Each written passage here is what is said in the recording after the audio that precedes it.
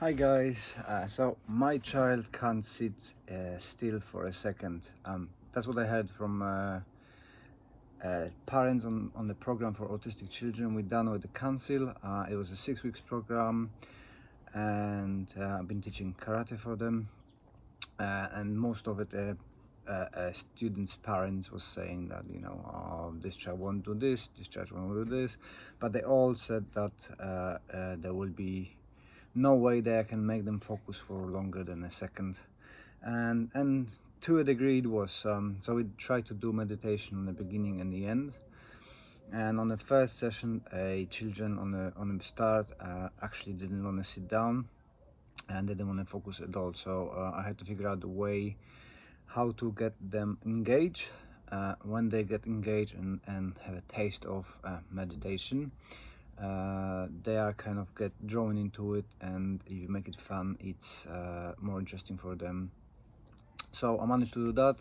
Within 6 weeks we done a from 0 seconds to 90 seconds of sit down focus, and I want to share you with how I done it.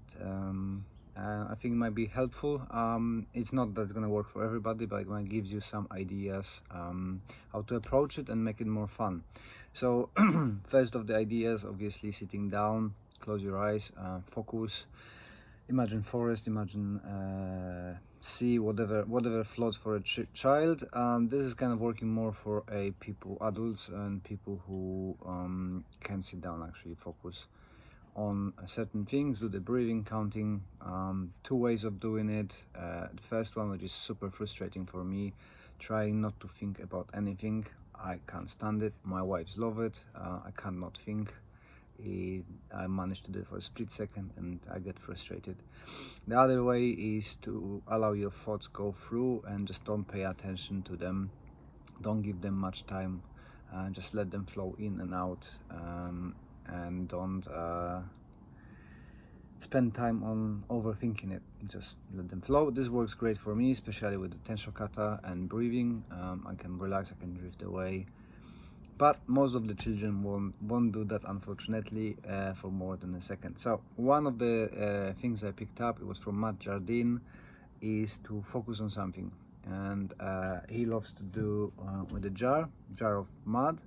So you shake it up and then you put it down. Let me adjust the camera.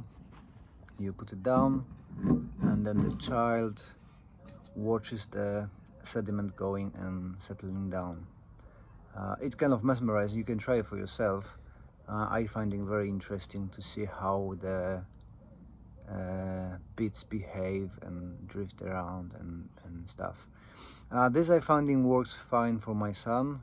My daughter doesn't like it, but it's a meditation with moving objects. So you focus, you breathe, you kind of get drawn into that mesmerizing movement. I suppose for autistic children that's a great way, because they can focus on it in a way as they're focusing on fidget spinners and other patterns. They can find patterns and motions and flow and get drawn into it. So I didn't use that actually in my class, because I didn't have a jar, and bringing a jar with water is a bit of a thing. But what works the best for me, it was to get their attention on way of a challenge. So I set up a box with puzzles, and I said to the group that I'm gonna give them a time. We started with 10 seconds and every session we improved it, make it a bit longer, and what they had to do is to focus on the box and pick up as many details as they can. So they've been very keen sitting down, and then let's say after that 90 seconds of sitting and focusing and getting as many details, they had to tell me as much details as possible they remember. So from a sitting meditation, boring meditation, we made it a challenge, and actually 12 children was at the time, all been engaged in trying to be better than their peers. I didn't do any rewards for it. It's just who remembers gets the most claps or whatever is just congratulated, and actually that works every time. We sat for longer, And some of the parents, which are still in contact, use that method for longer times, and they have a great success with their children being able to focus for longer periods of times. They don't have to use anymore the puzzles because the habit was created, that they sit and focus on something, right? So you can make it different. You can make puzzles. You can make sediments in water. You can make moving leaves on the thing, whatever your child is into, and just let them get used to it, that they actually can sit comfortably without fidgeting and running around, and they can meditate, right? And with time, gradually it's getting easier, right?